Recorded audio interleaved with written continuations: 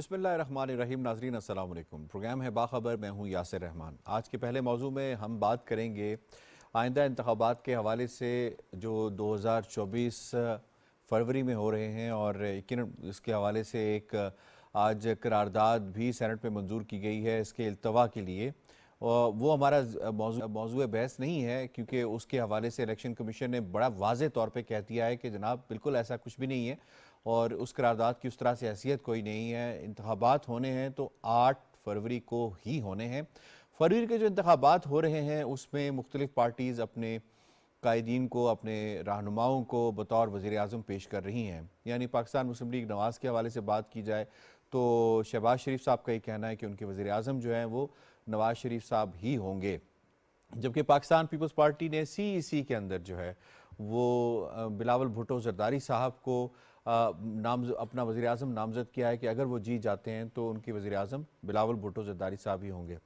तो इस मरतबा 2024 में देखने की ये ज़रूरत है कि जो रिवायती अंदाज से एक जो फैमिली पॉलिटिक्स चलती है, एक डायनेस्टिक पॉलिटिक्स चलती है, उसी का आउटकम निकलेगा। दोबारा से हम देखेंगे कि वही चेहरे हमें वज़राए आज़म की सूरतों में नज़र आएंगे, या कुछ चेंज भी हो सकता है। यानी चेंज हमने माजी में जैसे देखा कि सैयद यूसुफ रज़ा गिलानी पाकिस्तान पीपल्स पार्टी 2008 में जैसे जीती तो सैयद यूसुफ रज़ा गिलानी को लेकर आया गया। उसके बाद जब सैयद यूसुफ रज़ा गिलानी नाअहल हुए तो उन्हें उनकी जगह जो है वो फैमिली के बजाय तरजीह दी गई और राजा परवेज़ अशरफ साहब को लेकर आया गया। इसी तरीके से जो साबिक़ वज़ीर आज़म नवाज़ शरीफ साहब जब नाअहल हुए तो फिर चॉइस जो है वो फैमिली के बजाय दोबारा शाहिद हक़ान अब्बासी साहब की हवाले से की गई है। इस मरतबा भी अगर देखें तो पाकिस्तान मुस्लिम लीग नवाज़ के हवाले से तो उनमें जो कौमी असम्बली के हवाले से जो कंटेस्ट कर रही हैं वो मरियम साहिबा भी कर रही हैं, शहबाज शरीफ साहब भी कर रहे हैं और हमजा शहबाज शरीफ साहब भी कर रहे हैं। इसी तरीके से अगर पाकिस्तान पीपल्स पार्टी के हवाले से देखा जाए तो पाकिस्तान पीपल्स पार्टी ने अगर तो नामजद तो किया है, लेकिन बाकी भी सरकर्दा रहनुमा उनकी कंटेस्ट कर रहे हैं। आपने जो एनालिस्ट हैं उनसे जानने की कोशिश करेंगे कि ये जो सीट है जो वज़ीर आज़म की, क्या किसी एक ख़ानदान के पास ही वो रहनी चाहिए अगर वो जीत जाती है पार्टी, या इसे जाना चाहिए मुख्तलिफ चेहरों परफॉर्मेंस की बेस के ऊपर, पार्टी एफिलिएशन की बेस के ऊपर? इस पर बात करेंगे। सबसे पहले तारुफ करवा देते हैं। आज हमें ज्वाइन किया है शनीला अमार साहिबा ने, डॉक्टर फारूक कादिल साहब ने, आगा करार हारून साहब ने, डॉक्टर ताहिर नईम मलिक साहब ने, सज्जाद अनवर साहब ने, मोहम्मद नौशाद अली साहब ने। तमाम पैनलिस्ट को खुश आमदीद कहते हैं। सवाल शनीला अमार साहिबा आपसे होगा, वज़ीर आज़म के लिए नून लीग से नवाज शरीफ और पाकिस्तान पीपल्स पार्टी से बिलावल भुट्टो जरदारी की मंजूरी, क्या कोई सरप्राइज एंट्री भी हो सकती है? यासिर, इस पाकिस्तान में कुछ भी हो सकता है। हम बहुत सी ऐसी चीजें जिनके बारे में हम कहते हैं कि ये नामुमकिन है, लेकिन वो मुमकिन हो जाती है। तो कोई भी सरप्राइज एंट्री हो सकती है। फिलहाल वो नजर नहीं आ रही है। अगर हम पीपल्स पार्टी की तरफ जाएं तो देखें 2008 के अंदर तो मसला ये था कि उस वक्त बिलावल भुट्टो साहब कम उम्र थे वो पार्टी के चेयरमैन, लेकिन वो कम उम्र थे, वो इलेक्शन भी नहीं लड़े, पार्लियामेंट के अंदर भी नहीं आए। तो उस वक्त पीपल्स पार्टी के पास मजबूरी थी कि उनको यूसुफ रज़ा गिलानी को, फिर यूसुफ रज़ा गिलानी के नाहल होने के बाद राजा परवेज अशरफ को बनाना पड़ा। लेकिन अब बिलावल भुट्टो जो है वो बहुत ज्यादा एक्टिव हो चुके हुए हैं उसमें पॉलिटिक्स में। उसके अलावा पार्लियामेंट में वो आ चुके हुए हैं, वजीर खारजा के तौर पे वो अपने आप को मनवा चुके हुए हैं। तो पार्टी के पास उनके अलावा कोई ऑप्शन नजर नहीं आता है। और वैसे भी आपने वोटर की चॉइस को भी देखना होता है कि वोटर किसके साथ है। तो वोटर तो जाहिर है बिलावल भुट्टो के साथ ही होगा। पीपल्स पार्टी का वोटर है वो, वहां पे यूसुफ रज़ा गिलानी का वोट तो नहीं तो है, जरदारी साहब ना क्यों ही नहीं? वहां पे राजा वाई नॉट जरदारी साहब? जरदारी साहब। मेरा नहीं ख्याल, क्योंकि जरदारी साहब के साथ बैगेज बहुत ज्यादा है। उनको पंजाब के लोग भी इतना पसंद नहीं करते हैं। बिलावल भुट्टो नौजवान है, एक नौजवानों की एक बड़ी तादाद उनकी तरफ देख भी रही है। फिर जिस तरह वो उनकी जिस तरह प्रोग्रेसिव सोच है, और फिर उसके अलावा जिस तरह वो वजीर खारजा के तौर पे बड़ा बेहतरीन उन्होंने काम किया है, तो उसकी वजह से उनको नजर आ रहा है कि उनको ही आगे सियासत में लेके जाया जाए। इस तरह तो जरदारी साहब जरदारी साहब कहेंगे जी मैंने 18th अपनी अमेंडमेंट भी, इनिंग उसका सेहरा भी मेरे सर जाता है, 58 नहीं, 2B को खत्म करने का सेहरा भी मेरे सर नहीं, जाता है। जरदारी साहब की देखिए एक एज भी होती है, हाँ एज जी भी है, सही। वो सदर भी रह चुके हुए हैं। उनकी इतनी लॉन्ग इनिंग नहीं है अब सियासत के अंदर। अगर हम मुस्लिम लीग नवाज की तरफ आए तो देखें नाम ही मुस्लिम लीग नवाज है। आप वोटर के पास जाके पूछे वोट किसको डालेंगे तो वो कहते हैं नवाज शरीफ। बहुत कम होता है कि कोई कह देगा कि नवाज लीग, या वो कह देंगे कि जी शहबाज शरीफ, वो के मियां मोहम्मद नवाज शरीफ। बहुत से सर्वे चल रहे हैं उसके अंदर, जब अवाम के पास जाए जाके ठीक। पूछे वो यही बात कर रहे होते हैं।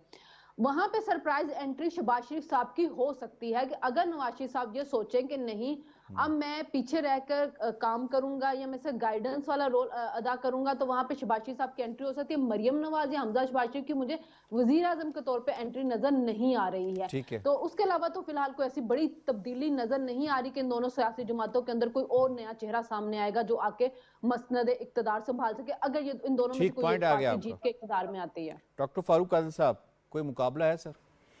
देखें, इस वक्त अगर हम ये देखें कि ब्रांडिंग कौन कर रहा है और ज़्यादा मुतहर्रिक कौन है और किसकी ज़्यादा प्रोजेक्शन हो रही है, तो नज़र आ रहा है कि पीपल्स पार्टी, और इसी तरह से वो आज बिलावल भुट्टो जरदारी को प्रोजेक्ट भी कर रहे हैं। उसके मुकाबले में अगर हम ये देखें कि नेगेटिव प्रोजेक्शन किसकी हो रही है या कौन कर रहा है सारे अमल में, तो वो पीटीआई है। उस अपने उसके मसाइल हैं, इसकी वजह से वो कर रही है। अगर कोई मुतमईन है और बढ़ चढ़ के बात नहीं कर रहा और परेशानी का इजहार नहीं कर रहा और एक फितरी रफ्तार से चल रही है, तो मुस्लिम लीग नून है। इसका मतलब ये है कि एक संजीदा और विनिंग कैंडिडेट अगर किसी जमात का हो सकता है तो वो मुस्लिम लीग नून का है, वो है मियाँ नवाज शरीफ। और मियाँ नवाज शरीफ क्यों है, उसकी 3-4 वजूहात हैं। विजन रखते हैं, कुर्बानी सबसे ज़्यादा उन्होंने दी है, डिलीवर सबसे ज़्यादा उन्होंने किया है, और सबसे ज़्यादा विक्टिमाइजेशन का शिकार भी वही हुए। तो इसलिए इनका चौथी बार वज़ीर आज़म बनना मुस्लिम लीग नून के लिए एक अलामती अहमियत रखता है। ये बात। अब आपने जो मुकाबले वाली बात की, तो मुकाबला कोई नहीं है। मुकाबला प्राइम मिनिस्टर की सीट पे है ही नहीं। किस पोर्टफोलियो पर है? वो है कायदे हिज़्ब इख्तिलाफ के पोर्टफोलियो पर। कायदे हिज़्ब इख्तिलाफ किसको बनना है? पीटीआई को बनना है या पाकिस्तान पीपल्स पार्टी को बनना है? पीएमएलएन भी तो बन सकती है। मैंने गुजारिश की कि प्राइम मिनिस्टर की सीट पे कोई मुकाबला नहीं है। अच्छा, वो आपने बिठा दिया। कायदे हिज़्ब इख्तिलाफ की सीट पे मुकाबला है और ये इन दो जमातों के दरमियान मुकाबला है, और मेरा वोट पे पाकिस्तान पीपल्स पार्टी के हक में है। एक बात सिर्फ और करना चाहता हूँ कि बात हुई, आपकी तरफ से सवाल भी हुआ कि फैमिली पॉलिटिक्स, रिवायती पॉलिटिक्स। देखें, मौरूसी सियासत, ये इसका कोई ताल्लुक उस बात से नहीं है जो हमारे यहाँ कॉन्सेप्ट है। होता क्या है, आप पाकिस्तान पीपल्स पार्टी ले लें, भुट्टो के ज़माने से अभी बात हो रही थी कि मैं 70 से निकलता नहीं हूँ। आप 70 से 79 में भुट्टो साहब को फांसी दी गई, और भुट्टो साहब के जो जानशीन थे डिक्लेयर्ड, अब्दुल हफीज़ पीरज़ादा, खर, रामे, कौसर न्याजी, गुलाम मुस्तफ़ा जितोई, ये सारे ज़ियाउल्लाह को पार्टी बेच चुके थे। और अगर किसी ने पार्टी को आके जिंदा किया तो वो मोहतरमा नुसरत भुट्टो थी, मोहतरमा बेनज़ीर भुट्टो थी। तो ख़ानदान ने पार्टी को खड़ा किया और पीपल्स पार्टी के लोग उस ख़ानदान के गिर्द जमा हुए। और यही तजर्बा पाकिस्तान मुस्लिम लीग का है कि आप ये देख सकते हैं कि पे आगे भी जल के ये मौरूसी नहीं है, ये मौरूसी मामला नहीं है। ये पार्टी के गिर्द कौन कुर्बानी देता है पार्टी के लिए, कौन ज्यादा कुर्बानी किसकी होती है, और कौन पार्टी नजरियाती तौर पे आगे लेके जाता है। तो ये नजरियाती मामला है, इसका कोई ताल्लुक मौरूसी सियासत से नहीं है। आगा साहब, सर ये फरमाइएगा, कोई सरप्राइज जो एलिमेंट है उससे हम माइनस कर सकते हैं या वो रह सकता है? यानी शहबाज शरीफ साहब, जिस तरह से शरीला साहब ने बात की कि वो चॉइस हो सकते हैं, why not others, why not Khawaja Asif साहब, वाई नॉट जो है वो ख्वाजा दूसरे जो ख्वाजा साहब हैं वो हो सकते हैं, क्यों वो चॉइसेस क्यों नहीं हो सकते? बहुत शुक्रिया। देखिए साद रफीक साहब, बात यह है कि पंजाब में जब एक सिचुएशन आई थी कि अगर साद रफीक साहब को वहाँ पे सीएम बनवा लिया जाता तो वो सारा क्राइसिस ही ना होता जी, जो कि हुआ। पीएमएलएन की एक हिस्ट्री है, वो है पीएमएलएन, यानी कि एक एंटरप्राइज है, एक आदमी के नाम की एक एंटरप्राइज है। तो उसके उन्होंने उसके अंदर ही रहना होता है। आप सिर्फ रिजर्व सीट जो रिजर्व सीट दी गई है फीमेल की, आप उनकी लिस्ट देख लें तो आपको पीएमएल का माइंडसेट और पीएमएलएन की जमहूरियत आपके सामने आ जाती है। फैमिलीज, एक एक घर में 2-2 सीटें और एक घर में 3 सीटें। तो आप यहाँ से अंदाजा लगा लें कि एक पार्टी अगर एक घर में 2-2 रिजर्व सीट्स दे रही है और एक घर में 3-3 रिजर्व सीट दे रही है, तो वो घर, खानदान उससे आगे सोचती नहीं है। क्या ख्याल है कि वहाँ पे अपना सिर्फ 30 औरतें हैं जिन्होंने कुर्बानियाँ दी हैं पीएमएलएन के वास्ते पिछले 30 सालों में? नहीं, वो 30,000 भी हो सकती है, लेकिन उन्होंने जाना उन 4 खानदानों के अंदर ही है जब उन्होंने रेवड़ियाँ बांटनी है। तो ये तो बड़ा क्लियर है। अब आ जाए इस पूरे, आपने कहा कि क्यों नहीं सकता है जनाबे वाला, उनका सिर्फ और सिर्फ ये है कि जिस तरह एक चलती है ना, एक अपना एंटरप्राइज चलती है, उस तरह फैसले होते हैं। उस इंटरप्राइज में आप मैनेजर लेवल तक तो जा सकते हैं, इवन कॉर्पोरेट सेक्टर भी हो, आप इवन पूरे शेयर खरीद के कभी ओनर नहीं बन सकते हैं। तो वही है, वो उनके पूरी उनकी पॉलिटिक्स के ऊपर है। पर ऐसा ही है, लेकिन क्या करें, ये पाकिस्तान की हकीकत है। जी डॉक्टर साहब, एक जुमला सिर्फ ये कहना चाहता हूँ कि देखें, साद रफ़ीक को वज़ीर आला बना दिया जाता तो ये झगड़ा ना होता। देखें, साद रफ़ीक एलिजिबल हैं और लोग भी हैं, लेकिन इन लोगों पर कॉन्सेंसस नहीं होता, लोग अपने और नए उम्मीदवार खड़े कर देते हैं और झगड़ा पैदा हो जाता है। नाम जब सामने ही नहीं आया तो कंसेंसस कैसे हो? नहीं, ऐसा ही है, उस पर झगड़े पैदा हो जाते हैं और जब आप फैमिली की तरफ चले जाते हैं तो झगड़ा नहीं होता। ठीक, नौशाद साहब, सर आपको शामिल करूंगा इसमें। ये फरमाइएगा कि जो पीपल्स पार्टी के हवाले से उन्होंने उनकी एक हिस्ट्री रही है, क्या वो हिस्ट्री रिपीट हो सकती है? यानी यूसुफ रज़ा गिलानी साहब तो वो कंटेस्ट कर सकते हैं, राजा परवेज़ अशरफ साहब वो एक्सपीरियंस्ड हैं, दोनों एक्सपीरियंस्ड हैं, तो वाई नॉट इन दोनों को क्यों नहीं चूज़ किया गया सर? वाई कि एक जो इनएक्सपीरियंस्ड हैं उन्हें क्यों चूज़ किया गया? देखिए, बात यह है कि बिलावल भुट्टो का जहां तक मामला है, तो आप ये बात समझिए कि इस वक्त पीपल्स पार्टी का फेस जो है वो बिलावल भुट्टो है, वो यूसुफ रज़ा गिलानी नहीं है, वो कोई और दूसरा लीडर नहीं है। और यही मामला जो है वो नून लीग में भी है कि नून लीग का जो फेस है वो नवाज शरीफ है। आप ये इस फेस को माइनस करके किसी और को अगर ये जिसे कहते हैं ड्राइविंग सीट पर बिठाने की कोशिश करेंगे तो उसका नुकसान तो हो सकता है, लेकिन पार्टी को कोई फायदा नहीं होगा। ये जो डॉक्टर फारूक आदिल साहब ने जो बात की है, मैं इसको सेकंड करता हूं कि देखिए, अगर किसी एक रहनुमा को जब आप फौकियत देते हैं, जिस तरह शाहिद खाकान अब्बासी साहब को जब वजारत उज़्मा दी गई, तो उसके बाद भी नून लीग की सफ़ों में जिन्होंने शाहिद खाकान अब्बासी के इक्वलेंट काम किया हुआ था या उसके इक्वलेंट उनकी स्टैंडिंग थी, उन्हें जो है इस बात से बुरा लगा कि हमें क्यों नहीं चूज किया गया। तो जब आप चॉइस करने की बात करते हैं तो उसमें फिर पार्टी के अंदर इख्तलाफात पैदा होते हैं। जो सिंगल लीडर होता है, जब लीडर कहते ही उसको है, जो पार्टी जिसके ऊपर इक्तफा करती है। सर इख्तलाफ तो जमहूरी हक है, इख्तलाफ तो होना चाहिए, ये तो नॉर्मल है, इख्तलाफ तो होना चाहिए। इख्तिलाफ राय की बात नहीं कर रहा, इख्तिलाफ राय तो यकीनन होता है, वो हर जमात में होता है। जिस जमात में इख्तिलाफ राय ना हो वो शायद सियासी जमात ही नहीं होती।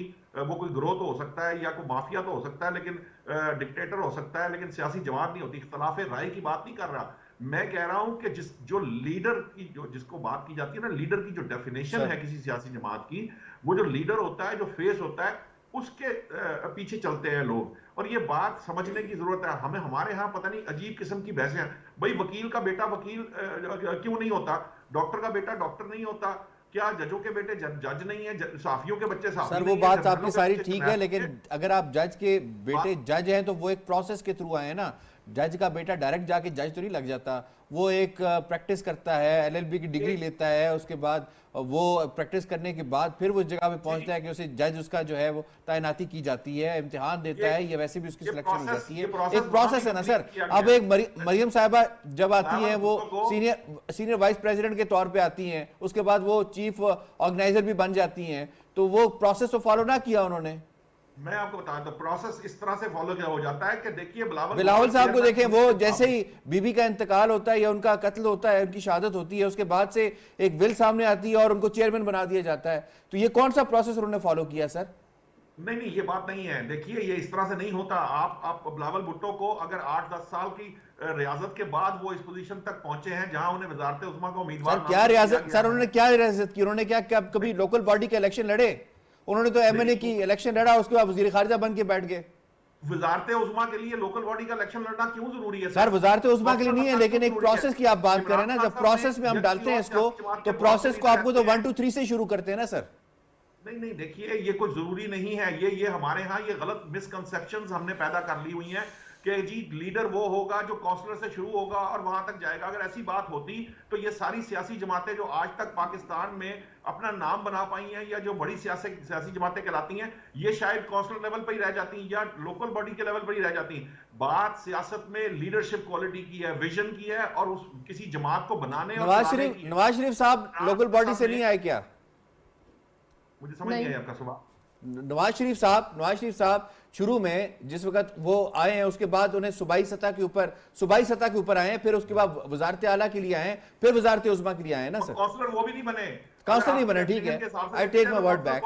इमरान खान साहब भी जो है वो पार्टी एक जमात बनाकर उसके लीडर और रहनुमाई हैं। ठीक जो है। जुल्फकार अली भुट्टो थे वो कहीं काउंसलर नहीं कभी भी रहे पीपल्स पार्टी के।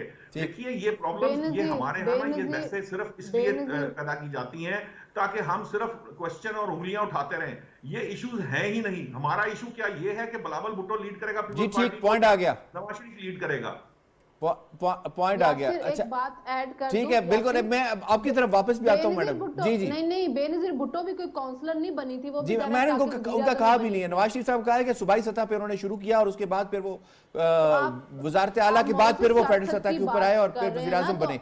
पॉइंट आ गया आपका। मैं इसमें शामिल करूंगा सजाद साहब, आपको शामिल करूंगा sir. Why only these faces, why can't be other faces? क्या वजह है, क्या बुनियाद है? क्या एक्सेप्टेबिलिटी लोगों में उनके अलावा नहीं है, ये एक बुनियादी वजह बनती है, या फिर चॉइस ही वो होते हैं और उन्होंने ही वो सारे बेनिफिट्स लेने होते हैं जो इन सीटों से मुंसलिक हैं? Your take sir.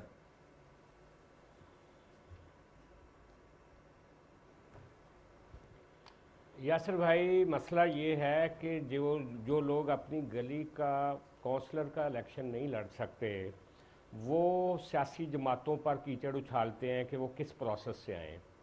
क्या सियासी प्रोसेस जो होता है वो मोहतरमा बेनज़ीर भुट्टो जिस प्रोसेस से आई थी, जिन जेल की काल कोठड़ियों से गुजर के वज़ीर आज़म बनी थी, बिल्कुल बिल्कुल ठीक है, वो तो एक उन्होंने फॉलो किया, सख्तियां बर्दाश्त की। मरियम ने भी यही किया। बिलावल भुट्टो इन 15 सालों में बिलावल भुट्टो सुन लें, बिलावल भुट्टो ने इन 15 सालों में नशेबो फराज देखे हैं पाकिस्तान की सियासत में, अपनी वालदा की शहादत देखी है। ये प्रोसेस होता है। इसके अलावा प्रोसेस क्या आप समझते हैं कि और क्या प्रोसेस होता है? पहली बात। दूसरी बात ये है कि ये जो आप कह रहे हैं ना कि मियाँ साहब जो है वो पंजाब से आए थे, मियाँ साहब नॉमिनी थे एक डिक्टेटर के, ज़ियाउल हक के, उसके बाद वो सियासत में आए थे। बेशुमार लोग जो हैं वो लोकल बॉडीज़ में, आप शेख रशीद की मिसाल देख लें, वो काउंसलर रहे, वो कितनी पार्टियां बदली, कहाँ तक गए वो। जब तक आपको पजीराई नहीं मिलती अवाम की, मियाँ साहब के बारे में मजीद निज़ामी साहब ने 92 में कहा था कि आज वो लीडर बने जब उन्होंने गुलाम इसहाक खान से इख्तिलाफ राय किया था। सही। सियासत एक लंबा प्रोसेस है। जो गैर सियासी कुव्वतें वो हमेशा सियासतदानों पे यही कीचड़ उछालती, मौरूसी सियासत फलानी। और भाई पाकिस्तान में कितने लोग हैं जो इस स्ट्रगल को बर्दाश्त करते रहे। और ठीक है, आपने पिछले सवाल को कंटिन्यू किया, आप मेरे सवाल पे आ जाएं सर। एक्सेप्टेबिलिटी नहीं है क्या? वहां पे वोटर को एक्सेप्टेबिलिटी नहीं करता। अली भुट्टो से पूछा जाएगा। जी, पॉइंट आ गया सर, आप सवाल पे आ जाएं। वोटर ही वोटर एक्सेप्ट करता है तो वो वजीर आजम बनते हैं भाईजान, वरना नहीं बन सकते। बिल्कुल ठीक है, पॉइंट आ गया आपका। सही। मैं इसमें डॉक्टर ताहिर नहीं, मलिक साहब आपको शामिल करूंगा। डिस्कशन सारी आपने सुनी, ऐसे ही चलता रहेगा? नहीं, मैं समझता हूँ कि अगर ऐसे ही चलता रहा तो ये सारे एतराज़ात दूर भी हो जाएंगे, क्योंकि एक तो साउथ एशिया की एक मखसूस फ़िज़ा है, यहाँ फैमिली डायनेस्टिक पॉलिटिक्स, ये सिर्फ पाकिस्तान का मसला नहीं। और जिस Philippine 60%, Pakistan 52%, India 29%, America 6%, Canada 3%, Pakistan second number पे, इंडिया थर्ड नंबर पे। क्योंकि माशरे की साख्त ऐसी है ना, यहाँ तो सोच की भी मारूसियत है। एक गदी नशीन से ज़्यादा नशीन अगली नस्ल को वो सोच और लॉयल्टी दे जाता है। इसी तरह फारूक आदिल साहब ने बड़ा अच्छा जो पॉइंट बताया कि -1 जब किया जाता है तो वोटर या वर्कर उसकी तरफ आता है। लेकिन मैं समझता हूँ कि जिस तरह बरतानिया में जमहूरियत की इब्तदा हुई तो हाउस ऑफ लॉर्ड्स था, कि ये वो लोग हैं कि जो नवाब हैं, वडेरे हैं, ये हैं वो।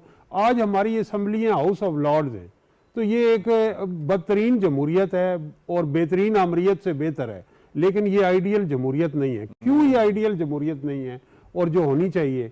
उसकी वजह यह है कि देखें, सबसे पहले इस असूल पे पार्टियां चलती हैं, मेरी पार्टी मेरी मर्जी। आप ने एक शैम इलेक्शन करा लिए जिस तरह पीटीआई ने कराए, इंट्रा जिस तरह बिलावल भुट्टो वो बने, जिस तरह पीएमएलएन ने जाती उमरा के मुख्तलिफ कमरों में रहने वालों को पार्टी में मुंतखब कर लिया। अब आगे मजलिस आमला है, वो भी सारी नॉमिनेटेड है, चीफ ऑर्गेनाइजर है मरियम फलाना ये भाई इसके अंदर कारकुन और वोटर कहाँ मैटर करता है? ना आपकी सूबाई तंजीम में इंतखाबात हैं, न मरकजी मजलिस आमला मेंबर बनने के लिए इंतखाबात हैं, न नॉमिनेशन के प्रोसेस में इंतखाब हैं।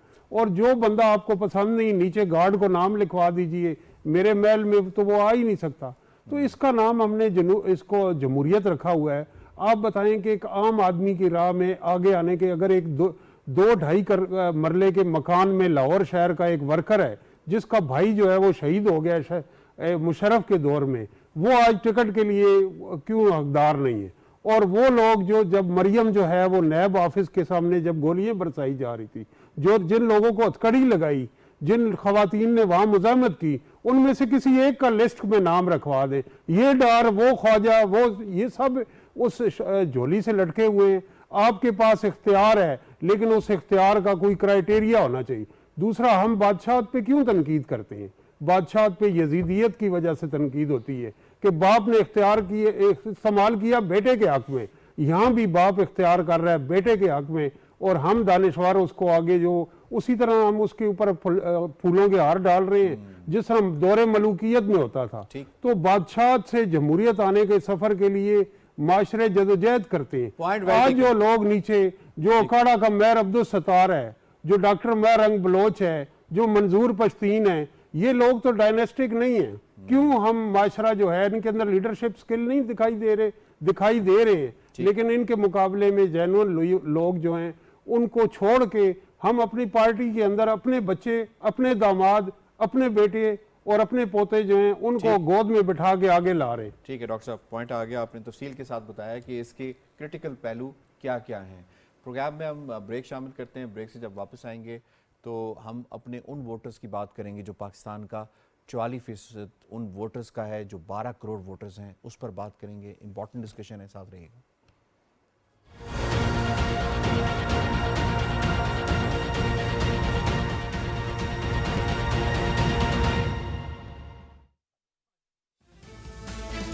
ये इलेक्शन से पहले का माहौल है, ये बताती है कि वाकई इलेक्शन होने वाले हैं। थोड़ा बहुत शोर जो है वो ज़रूरी है, ये जमहूरियत के अंदर होता है। हर सियासी जमातों के लिए ये बात लाजिम है कि वो अपनी जद्दोजहद को पुरअमन रखें। तसलसल के साथ भी कुछ लोग यहाँ पे इक़्तिदार में रहे। बातों से ज्यादा ना मंतक के अंजाम पे जाना चाहिए कि सच और झूठ लोगों के सामने आ जाए। इंटरनेशनल इमेज जो पाकिस्तान का उस हवाले से भी चैलेंज होगा, ये इतना आसान काम नहीं है।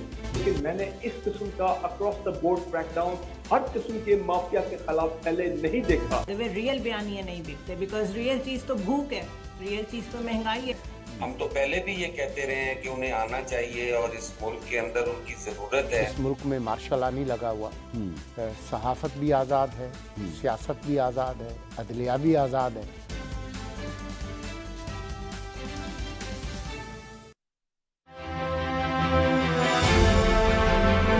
चीन के गेट से हम सरजमीन पाक में दाखिल हुए।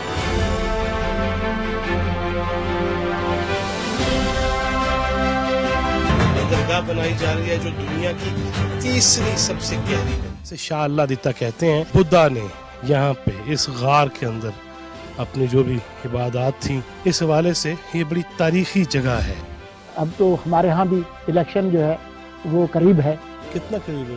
बहुत करीब। बड़ी जामे कल्चरल पॉलिसी है जो बेस करती है हमारे एक इंतहाई एनविएबल कल्चरल हेरिटेज पे। जो 9 साल हो जाएंगे हमें, हमने उनकी शक्ल नहीं देखी। कुरान फरमाता है कि आओ उन कॉमन चीजों पे इश्तराक कर लेते हैं जो हमारी तुम्हारी। तक न जले दीप शहीदों के लहू से, कहते हैं कि जन्नत में चरागा नहीं होता।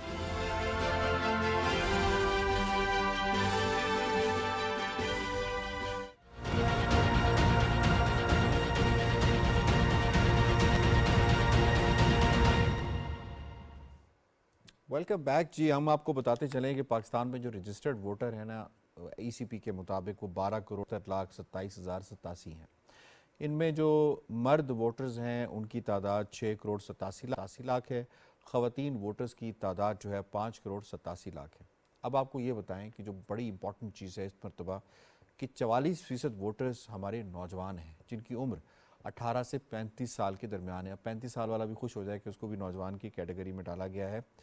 अब यहाँ सवाल ये पैदा होता है कि जो ये पॉलिटिकल पार्टीज़ हैं इन्होंने नुमाइंदगी नौजवानों में किस हद तक दी है। थोड़ा आपको ये बताएंगे तो पाकिस्तान मुस्लिम लीग नवाज़ जो है वो उसने 13% टोटल अपनी जो टोटल नुमाइंदगी उन्होंने दी उसका 13% नौजवान रहे। और पाकिस्तान पीपल्स पार्टी 17%, पाकिस्तान तहरीक इंसाफ 17% और जो TLP थी यानी 2018 के इलेक्शंस के अंदर 36% उसने नुमाइंदगी दी अपने नौजवानों को। अब यहाँ सवाल ये पैदा होता है कि इतनी बड़ी तादाद में नौजवान हैं तो फिर जो हमारा जो कंसंट्रेशन होना चाहिए, जो फोकस होना चाहिए, क्या तमाम पार्टीज़ का उन्हीं 44% जो मेजॉरिटी है उसके ऊपर है या फिर वो अपनी रिवायती पॉलिटिक्स करेंगे, वही वो अपनी मैनिफेस्टो देने की कोशिश करेंगे जो पिछले अरसे में वो देते आए हैं, या कुछ चेंज करेंगे। और वोटर ख़ास तौर पे क्या वोटर वो घर से निकलेगा बाहर, क्या वो वोटर नए अंदाज से नए रुझानात को देखते हुए वोट करेगा, क्या वो मौरूसी सियासत को वोट करेगा, क्या वो ख़ानदानी सियासत को वोट करेगा या अपने ज़मीर के मुताबिक फ़ैसला करेगा, ये जानेंगे अपने पैनलिस्ट से। जनाब सवाल होगा शिनला साहिबा आपसे, इंतखाबात 2024 में वोटर्स रिवायती अंदाज में ही क्या वोट करेंगे या वोटिंग रवैयों में कोई तब्दीली भी आ सकती है? अच्छा यासिर, आपने कहा कि वो मौरूसी सियासत को वोट करेगा, खानदानी सियासत को वोट करेगा या ज़मीर के मुताबिक करेगा। इससे तो ऐसे लग रहा है जैसे मौरूसी और खानदानी सियासत करने वाले सारे मुजरिम हैं, क्रिमिनल हैं। अगर उनको उन्होंने वोट दे दिया तो अपने ज़मीर के खिलाफ जाके वोट दे रहे हैं। भाई वो जो खानदानी सियासत कर रहे हैं या जो मौरूसी सियासत कर रहे हैं वो इसी मुल्क के अंदर कर रहे हैं, उन्होंने इस मुल्क के अंदर काम करके डिलीवर किया हुआ है। अगर वोटर उनके साथ एग्री करेगा तो वो उनको जरूर वोट डालेगा। आपने एक हाइब्रिड रजीम का तजर्बा करके देख लिया ना, तब्दीली के नाम पे एक इंतशारी पार्टी को इस मुल्क के ऊपर मुसल्लत किया तो क्या किया उसने नौजवानों के साथ? उन्होंने नौजवानों की सोच को तबाह करके रख दिया, इस सोसाइटी को पोलराइज करके रख दिया। नौजवानों को आगे जरूर आना चाहिए, लेकिन नौजवानों को भी बताना चाहिए आपको कि जमहूरियत होती क्या है, सियासत होती क्या है। गाली देना, दशनाम तराजी करना सियासत नहीं है, ना ये जमहूरी रवैये हैं। ताहिर नईम मलिक साहब ने कहा कि जी आइडियल जमहूरियत नहीं है। जी आइडियल जमहूरियत अमेरिका के अंदर है ना, तो कैपिटल हिल पे हमला करने वाले लोग गिरफ्तार है सारे। ट्रम्प को इजाजत नहीं मिल रही सदारती इलेक्शन का इंतखाब लड़ने की। यहाँ पे जिन्होंने 9 मई किया है उन सबके कागजात नामजदगी मंजूर भी हो रहे हैं और जो बंदा जेल में बैठा है उसको हम हीरो बना रहे हैं। अगर तो ये आइडियल जमहूरियत है तो ऐसी जमहूरियत तो फिर इस मुल्क को नहीं चाहिए। आपको कहीं ना कहीं तो जाके लाइन डिफाइन करनी है। फिर बात हो रही है 18 से 35 साल के नए वोटर्स की, उनमें से बहुत सा वोटर 2018 में 13 में वोट डाल चुका हुआ है और उन्होंने उन पार्टियों को डाला होगा जो खानदानी भी है, मौरूसी भी रखती हैं। नौजवानों को इस वक्त रोजगार चाहिए, नौजवानों को इस वक्त बहुत अब तालीम के मौके। पॉइंट वेल टेकन जी सर, बिल्कुल आपने जबरदस्त तरीके से जवाब दिया। जनाब डॉक्टर फारूक कादिर साहब, सर आपको इसमें शामिल करूंगा, ये फरमाइएगा कि क्या अब नौजवानों के हवाले से सियासत का जो महवर है वो नौजवान होंगे या वही रिवायती सियासत चलेगी जिस तरह से पहले चलती आई है? अच्छा, पहले तो यासिर मैं ज़रा सा एक प्रोटेस्ट करना चाहता हूँ। कर लें। कि बड़ी parties, Pakistan People's Party, Pakistan Muslim League, even PTI, आप उनका जिक्र करते हुए एक फिरका परस्त जमात को उसकी सफ में जा खड़ा किया। सर वो रजिस्टर्ड है, सर मैं आपको क्या बताऊं, रजिस्टर्ड है ECP के अंदर। इस पर मैं आपसे एहतजाज ठीक है, उन्होंने रजिस्टर्ड है, उन्हें अलाउ किया गया है पाकिस्तान के कॉन्स्टिट्यूशन के मुताबिक इलेक्शन लड़ने का। पाकिस्तान के कॉन्स्टिट्यूशन के हम सबको बराबर रखेंगे। कोई फिरका परस्त जमात इलेक्शन में आई नहीं सकती, नस्लियत बार से ना फिरका। सर उन्होंने वो लड़े हैं, इलेक्शन लड़े हैं, इसमें बहरहाल आप जो प्रोटेस्ट ECP के सामने जाकर किसी जमहूरी सियासतदान सियासी जमात के मुकाबले में ऐसे फिरका परस्त और जो कानून शिकन और रियासत को अंडरमाइन करते हो हमें उनका जिक्र नहीं करना चाहिए। नंबर 1 मैं भी प्रोटेस्ट करती हूँ। नंबर 2 कोई है, पहले प्रोटेस्ट कर लेते हैं। नंबर 2 ये कि 2018 के इलेक्शन में हमारे वोटरों की, नौजवान वोटर की तादाद 35% थी, इस बार 44% है। सही है। अच्छा, अब आप ये देखें कि 35% में कितना लोग वोट डालने आते हैं। उस वक्त 35% में से 35% ने वोट दिया था PTI को, 65% जो थे उनकी तकरीबन कोई 40-45% वोट गया था मुस्लिम लीग नून को और बाकी पाकिस्तान पीपल्स पार्टी को और दीगर को गया था। तो गैलप पोल के मैं आपको ये नताइज बता रहा हूँ। ठीक है सर। एक बात। दूसरी बात मैं आपसे ये कहना चाहता हूँ कि आप ये कह रहे हैं कि अगर यानी मौरूसी से क्या मुराद है, अगर आप मुस्लिम लीग को वोट देते हैं, मौरूसी से क्या मुराद है आपके कहने के मुताबिक कि आप पाकिस्तान पीपल्स पार्टी को वोट देते हैं, तो ये ज़मीर के मुताबिक नहीं होगा। अगर ये इनका मतमय नजर इस तरह भी ले सकते हैं, आपने ये कही है बात। नहीं सर सुन लेना, इसको इस तरह भी ले सकते हैं। एक वालिद है, उसका एक असर अपने बेटे के ऊपर है, एक खानदान जाके वोट डालते हैं एक मखसूस पार्टी को, ठीक है, तो वो भी एक मौरूसियत के अंदर आती है। आपका देखें, अगर तो पाकिस्तान पीपल्स पार्टी और पाकिस्तान मुस्लिम लीग कॉन्स्टिट्यूशन पे नहीं खड़ी हुई, अगर वो जमहूरियत पर यकीन नहीं रखती, ठीक है, और अगर जमहूरियत के लिए उन्होंने कुर्बानी नहीं दी, ठीक है, तो फिर तो आप कहें कि बेज़मीरी है। जी, ठीक। और अगर उनको जमहूरियत उनका मतमय नजर है तो वो ज़मीर के मुताबिक वोट है। आखिरी बात, आखिरी बात यह है कि इस वक्त पाकिस्तान की तारीख पे सबसे ज्यादा वोट हिस्ट्री में अब खवातीन के बने हैं। आपने तादाद बता दी है, यही है 1 करोड़। तो इस वक्त फैसला कौन अगर वोट होगा तो खवातीन का होगा। देखना यह है कि साबिक कबायली इलाकों में, हमारे देही इलाकों में जहाँ पे जिरगे होते हैं कि खातून को वोट % वोट पढ़ सकते हैं, ठीक है, वरना फैसला कौन वोट ये होगा, ठीक है।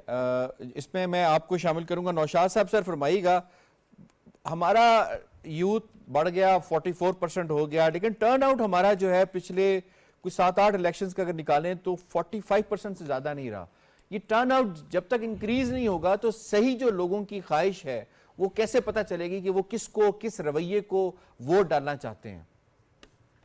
देखिए यासिर, टर्नआउट कुछ भी रहे, जो टर्नआउट होता है वही सही आकाश होता है। 45% है सर, बहुत कम है। ठीक है, आपकी बात दुरुस्त है कि वो कम है, उसे ज्यादा होना चाहिए, ये ख्वाहिश भी है। लेकिन ये याद रखिए कि जब आप अवाम को इन्वॉल्व कर लेते हैं और उनसे वोट मांगते हैं तो जो भी वोट आता है वो नुमाइंदगी करता है, तो वो कम है या ज्यादा है वो सही अक्कास होता है अवाम की उमंगों का। एक बात। दूसरी बात यह है कि ये किसी किताब में नहीं लिखा यासिर साहब के नौजवान वोटर बढ़ जाने से नौजवानों का सियासत में आना बहुत जरूरी है और वही डिलीवर कर सकते हैं। देखिए, किसी भी घर का सरबराह जो होता है वो एक जिम्मेदार और समझदार शख्स होता है। ऐसा नहीं होता कि नौजवानों के हाथ में घर की वो जो है ना बागडोर दे दी जाए और उसके बाद जो है वो बड़े जो है वो उस घर से निकल जाएं और बिल्कुल जो है वो शुक्र बेमहार वाला मामला हो जाए। हमने देखा है ये जो नौजवान बुजुर्ग थे, इनकी कारकर्दगी आपके सामने है। सही, सीरियसनेस, संजीदगी और जिम्मेदारी का एहसास जो है वो बड़ा अहम है। नौजवान वोटर को ये नहीं चाहिए कि वो कोई लीडरशिप करना चाहता है, वो सियासत करना चाहता है या उसको मौका मिलना चाहिए। नौजवान का मसला ये है कि उस नौजवान को रोजगार चाहिए, उसके मसाइल हल होने चाहिए। ठीक, पॉइंट आ गया सर आपका। ब्रीफ से जरा कमेंट चाहिए क्योंकि सर हमने थोड़ा सा कंक्लूड भी करना है। अर्बन यूथ का और रूरल यूथ का बहुत डिफरेंस होता है, डिफरेंस है, ठीक है, दोनों की प्रायोरिटी फर्क है, रिक्वायरमेंट फर्क है। पॉइंट आ गया। मैं आगा साहब इसमें आपको इन्वॉल्व करूंगा। ये फरमाइएगा सर, एक खुला मैदान है, 44% है, पार्टीज के सब तक आप समझते हैं कि उन्होंने फायदा उठाया है इस खुले मैदान का, मजीद जो वोटर ऐड हुआ है सर? ये तो अब पता चलेगा जब इलेक्शन होंगे। एक चीज़ मैं अपने तस्दीक कर दूं, वो ये है कि टीएलपी अभी तक ईसीपी की लिस्ट के ऊपर एज ए पॉलिटिकल पार्टी मौजूद है और वो इलेक्शन के लिए जा रही है। और उसने 2018 का इलेक्शन पहला लड़ा था जिसमें वो 5वीं पाकिस्तान की सबसे बड़ी जमात के तौर पर सामने आई थी। तो पॉपुलर वोट में तीसरी, हमें यहाँ बैठ के कभी किसी पार्टी को जो कि ईसीपी की लिस्ट के ऊपर है उस पर इस किस्म की स्टेटमेंट्स पास नहीं करनी चाहिए, क्योंकि अगर ऐसी कोई बात हो तो ईसीपी ने उसको डी लिस्ट कर दिया। पहली बात हुई है। दूसरी बात यह है, इस इलेक्शन में मेरा ज़ाती ये ख्याल ये है कि डिसीजन मेकर जो है वो यूथ होगा। और जिनसे मेरी बात होती है बच्चों से जिनसे पढ़ाता हूँ मैं, वो कहते हैं जी जो मर्जी हो जाए, हमने वोट जरूर डालना है ताकि हम चाहे कांटे मारा है सबके आगे, यानी कि हम वोट को जाया कर दें, लेकिन जाना जरूर है। फिर देखेंगे रिजल्ट में क्या आता है। सजाद साहब सर बताइएगा, यूथ विंग्स जो है वो फाल क्यों नहीं हुए? इतनी बड़ी तादाद में अगर वोटर्स हैं, यूथ है हमारी 44% है, एड ऑन भी हुए हैं, 12 करोड़ तक पहुंच गए हैं, क्या वजह है कि हमें यूथ विंग्स उस तरह से फाल होते नजर नहीं आ रहे? ये आपकी ऑब्जर्वेशन के मुताबिक एक बहुत बड़ी वजह नहीं होती टर्नआउट के इजाफा ना होने की?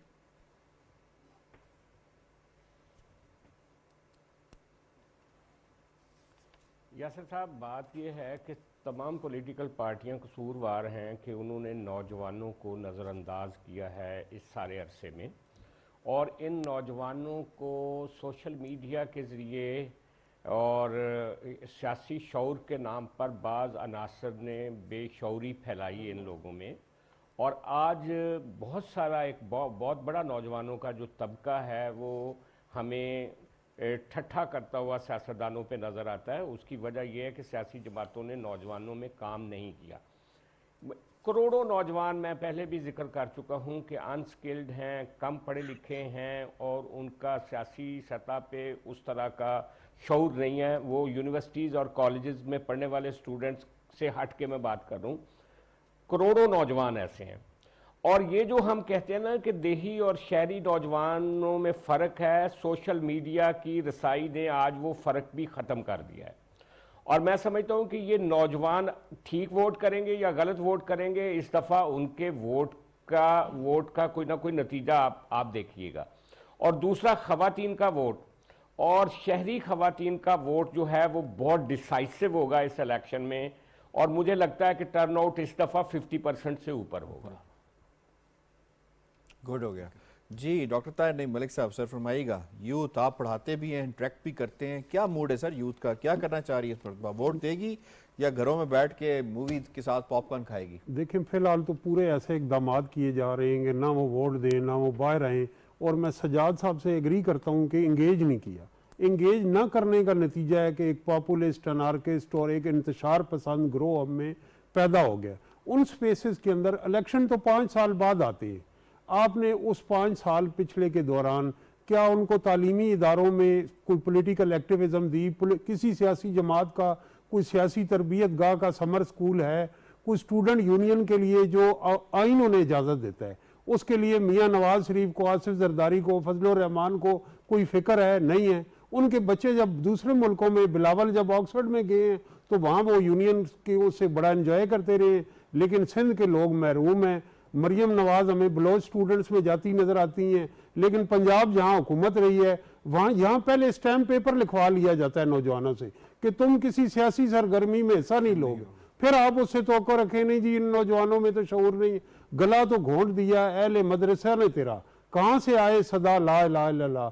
और इकबाल पहले ही कह गए हैं कि खिरत को गुलामी से आज़ाद कर, गुलामी से हम जैसे दानिश्वरों को कौन आज़ाद करेगा? ये नौजवान होंगे, जवानों को पीरों का उस्ताद कर। तो अगर ये हमारे मुस्तकबिल हैं तो फिर हम मुस्तकबिल में इन्वेस्ट नहीं कर रहे, और जो कौमें मुस्तकबिल में इन्वेस्ट नहीं करती वो एक इज्तिमाई खुदकुशी की जानिब बढ़ती। ठीक है जनाब, आपका पॉइंट आ गया। I have to wind up. मुझे शुक्रिया अदा करना है अपने तमाम पैनलिस्ट का आज के दोनों मौज़ूआत के हवाले से। इनका तज्ज़िया आपने मुलाहिज़ा किया। प्रोग्राम बाखबर से इतना ही। यासिर रहमान को दीजिए इजाज़त। अल्लाह निगहबान।